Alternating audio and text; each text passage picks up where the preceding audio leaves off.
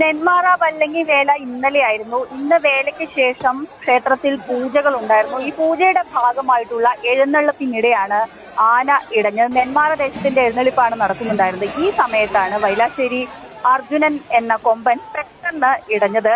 മുന്നിൽ ചെറിയ കൈക്കുഞ്ഞുങ്ങൾ ഉൾപ്പെടെയുള്ള കുട്ടികളുമായിട്ടൊക്കെ ആളുകൾ നിൽക്കുന്നുണ്ടായിരുന്നു. ആന ഇടഞ്ഞതും ആളുകൾ ചിതറിയോടി. ഈ ചിതറി ഓടുന്നതിനിടെയാണ് പലർക്കും പരിക്കേറ്റത്. അപ്പാന് പരിക്കുണ്ട്, നാട്ടുകാരിൽ പലർക്കും പരിക്കുണ്ട്. പക്ഷെ ആർക്കും ഗുരുതരമല്ല എന്നൊരു ആശ്വാസകരമായ കാര്യമാണുള്ളത്.